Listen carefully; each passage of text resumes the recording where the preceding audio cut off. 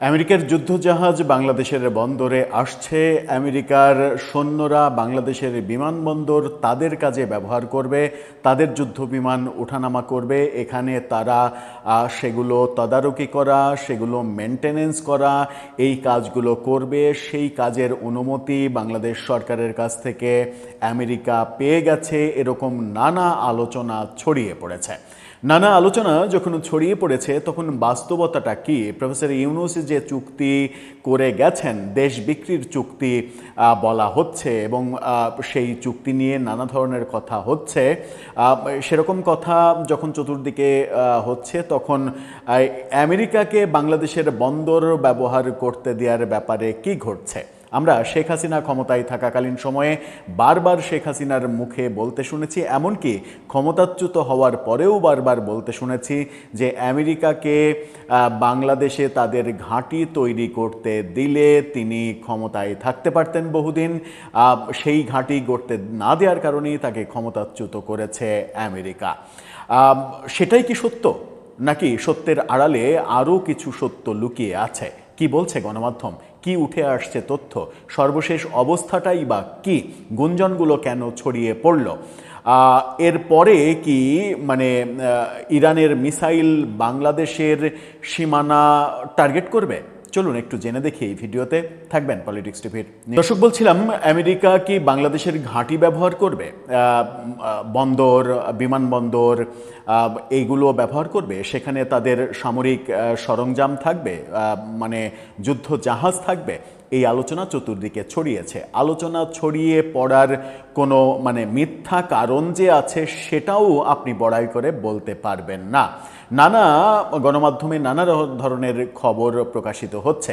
এই যেমন সেই খবরের বিস্তারিত আলাপ না করলেও একটা খবরের শিরোনাম আপনারা দেখে নিতে পারেন। সেখানে বাংলা নিউজ 24 বলছে, তাদের ফটোকার্ডটা দেখে নিন। তারা গত রাতে তারা এবং দৈনিক কালের কণ্ঠ এই ব্যাপারে একটা নিউজ করেছে। তারা বলছে বাংলাদেশকে রীতিমতো বেচে দিয়েছেন ডক্টর ইউনূস। এই প্রেক্ষাপট যখন তৈরি করা হয়েছে এবং এই প্রেক্ষাপট যখন আমরা দেখছি তখন প্রকৃত চিত্রটা কি? ইনকিলাবের এই খবরটাতে যদি যাই তাহলে ইনকিলাব দিচ্ছে ভয়াবহ তথ্য। ইনকিলাবের শিরোনামটা দেখে নিন। সেখানে বলা হচ্ছে একচেটিয়াভাবে এরকম চুক্তি করা ঠিক হবে না। ডক্টর ইমতিয়াজ আহমেদ সেটা যখন বলছেন তখন মূল শিরোনামটা হচ্ছে যুক্তরাষ্ট্রের সঙ্গে বাংলাদেশের সম্ভাব্য প্রতিরক্ষা চুক্তি, বিভিন্ন মহলে উদ্বেগ উৎকণ্ঠা। অর্থাৎ প্রতিরক্ষা চুক্তির মাধ্যমে বাংলাদেশের সীমানা, জলসীমানা ব্যবহার করবে, সেখানে তাদের যুদ্ধজাহাজ থাকবে, সেগুলো মেনটেনেন্স করবে, তদারকি করবে, বিমানবন্দর ব্যবহার করবে, এই কথাগুলো আলোচনা হচ্ছে এবং সেরকম চুক্তি হওয়ার পথে রয়েছে, সেরকম কথা বলছে ইনকিলাব। কি বলছে? বাংলাদেশের সঙ্গে প্রতিরক্ষা ও বাণিজ্য সহযোগিতা জোরদার করতে নতুন উদ্যোগ নিয়েছে যুক্তরাষ্ট্র। এই লক্ষ্যে দুই দেশের মধ্যে এমন কিছু চুক্তি ও সমঝোতা এগোচ্ছে যার মাধ্যমে বঙ্গোপসাগরে মার্কিন যুদ্ধজাহাজের কার্যক্রম পরিচালনার সুযোগ তৈরি হতে পারে বলে আন্তর্জাতিক বিভিন্ন প্রতিবেদনে উঠে এসেছে। শুধুমাত্র বাংলাদেশের গণমাধ্যম না, আন্তর্জাতিক গণমাধ্যম, বিশেষ করে ভারতীয় প্রচুর গণমাধ্যমে এই খবরটা ফলাও করে প্রকাশ করা হচ্ছে। সেখানে বলা হচ্ছে যে এদিকে বাংলাদেশ ও যুক্তরাষ্ট্রের মধ্যে সম্ভাব্য সামরিক ও কৌশলগত চুক্তি নিয়ে দেশ জুড়ে আলোচনা এবং বিতর্ক বাড়ছে। বিশেষ করে general security of military information agreement এবং acquisition and cross servicing agreement নিয়ে বিভিন্ন মহলে উদ্বেগ এবং সমর্থনের মিশ্র প্রতিক্রিয়া দেখা গেছে। কূটনৈতিক বিশ্লেষক, অর্থনীতিবিদ ও রাজনৈতিক বিশেষজ্ঞরা এই চুক্তিকে বাংলাদেশের জন্য যেমন সম্ভাবনা হিসেবে দেখছেন, তেমনি কেউ কেউ এটিকে ভূ রাজনৈতিক ঝুঁকির কারণ হিসেবেও মনে করছেন। অনেকে যারা ইউনূসপন্থী তারা মনে করছেন যে এটা বাংলাদেশের জন্য সম্ভাবনা, অথচ ভূ রাজনৈতিক প্রেক্ষাপটও যে চেঞ্জ হয়ে যাবে, এখানে আমেরিকার আধিপত্য হলে চীন যে আমার শত্রু হয়ে যাবে সেই ব্যাপারটা পাগলেও বোঝার কথা। অথচ ইউনূসপন্থী এক শ্রেণীর মাফিয়া দালাল তারা সেটা বুঝতে চাইবে না। প্রতিবেদন অনুযায়ী চুক্তি কার্যকর হলে মার্কিন নৌবাহিনীর জাহাজগুলো বাংলাদেশের বন্দর ও বিমানবন্দর ব্যবহার করে রক্ষণাবেক্ষণ, জ্বালানি গ্রহণ ও রসদ সরবরাহ করতে পারবে। এই যে রক্ষণাবেক্ষণ করার ব্যাপারগুলো এখানে ঘটবে, এটাই সবথেকে বড় আতঙ্কের ব্যাপার। বিশেষ করে চট্টগ্রাম ও মাতারবাড়ি বন্দরকে সম্ভাব্য গুরুত্বপূর্ণ কেন্দ্র হিসেবে দেখা হচ্ছে। এদিকে বিষয়টি দক্ষিণ এশিয়ার ভূ রাজনীতিতে নতুন আলোচনা তৈরি করেছে, কারণ বঙ্গোপসাগর দীর্ঘদিন ধরেই ভারত ও চীনের কৌশলগত প্রতিযোগিতার গুরুত্বপূর্ণ এলাকা হিসেবে পরিচিত। নতুন এই উদ্যোগকে আঞ্চলিক শক্তির ভারসাম্যে সম্ভাব্য পরিবর্তনের ইঙ্গিত হিসেবে দেখছেন অনেকেই।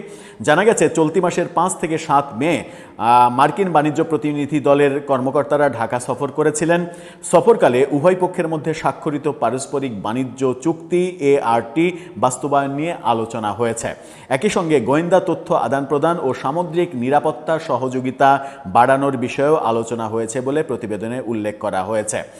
চুক্তির আওতায় বাংলাদেশের কিছু তৈরি পোশাক পণ্যের উপরে যুক্তরাষ্ট্রের শুল্ক 19% থেকে নামিয়ে আনার বিষয়েও এক ধরনের যুক্তরাষ্ট্র লোভ দেখাচ্ছে। যাই হোক, এই যে ঘটনাটা, তার মানে হচ্ছে যে মার্কিনীদের সঙ্গে সামরিক চুক্তির ব্যাপারটা তৈরি হচ্ছে এবং মূল যে বাণিজ্য চুক্তি সেই চুক্তির আওতাতেই এই চুক্তিগুলো হবে। ইতিমধ্যে একটা চুক্তি আমরা হতে দেখেছি, সেটা হচ্ছে যে আমেরিকা থেকে 14টি বোয়িং বিমান কেনার চুক্তি এই সরকার এসে নতুন করে স্বাক্ষরিত হয়েছে। তার মানে আমাদের প্রয়োজনীয়তা না থাকলেও 14টা বোয়িং বিমান, যার মূল্য প্রায় 35,000 কোটি টাকারও বেশি, সেটা কেনার সিদ্ধান্ত সরকার চুক্তি আকারে বাস্তবায়িত করেছে প্রফেসর ইউনূসের ওই বাণিজ্য চুক্তির আন্ডারে। তার মানে খুব একটা যে ভালো খবর পাওয়া যাচ্ছে সেটা নয়। যে গুঞ্জন ছড়িয়ে পড়েছে এবং বাংলাদেশের সমুদ্র সীমানায় যদি আমেরিকা তাদের ঘাঁটি গাড়তে পারে, তাদের জাহাজ যদি এখানে রাখতে পারে, রক্ষণাবেক্ষণ করতে পারে, রক্ষণাবেক্ষণ, এই রসদ সংগ্রহ, এটা ওটা, নানা অজুহাতে যখন যুদ্ধজাহাজ আমাদের জলসীমায় থাকবে, তখন কি হবে? ইরান আমেরিকা ইসরায়েল যুদ্ধে আমরা কি দেখেছি? ইরান কি আমেরিকাতে আক্রমণ করেছে? আমেরিকাতে একটাও মিসাইল ফেলতে পেরেছে? দূরত্বের কারণে আমেরিকাতে এতটুকু ফুলের টোকাও দিতে পারেনি। কিন্তু মধ্যপ্রাচ্যের অনেকগুলো দেশ, সৌদি আরব, কুয়েত, সংযুক্ত আরব আমিরাত, বাহরাইন, ইরাক সহ বিভিন্ন জায়গায় যে আমেরিকার ঘাঁটি রয়েছে, সেই ঘাঁটিতে কিন্তু ঠিকই মিসাইল পৌঁছে গেছে। ইরানের পরবর্তী মিসাইলের টার্গেট কি বাংলাদেশ? যদিও বাংলাদেশে এই চুক্তি সমর্থন যারা করেছে এবং এখনও বর্তমান সরকার এই চুক্তির ব্যাপারে নেগেটিভ কোনো কথা যখন বলছে না, তখন আমরা এই শক্তিগুলোকে বিভিন্ন সময় দেখেছি ইরানের পক্ষে ঝাঁপিয়ে পড়ার একটা অ্যাগ্রেসিভ চেষ্টা। কিন্তু এই মুহূর্তে আমরা কিন্তু দেখছি না, যখন আমেরিকা ইরানকে নাস্তানাবুদ করে ফেলছে, তখন ওই ধর্মান্ধ গোষ্ঠীর ইরানের পক্ষে কোনো মিছিল সমাবেশ, কোনো আন্দোলন, কোনো কিছুই দেখছি না। মানে ব্যাপারটা এরকম অনেকটা যে আমেরিকা এখন হয়ে গেছে ভাসুর, আর ভাসুরের নাম মুখে উচ্চারণ করতে একটু লজ্জাবোধ হয়ই বটে। দর্শক, আপনার কাছে কি মনে হয়, কোন দিকে এগোচ্ছি আমরা? ভয়াবহতার দিকে নাকি নিরাপত্তার দিকে? আপনার মতামত জানিয়ে লিখতে পারেন আমাদের কমেন্ট।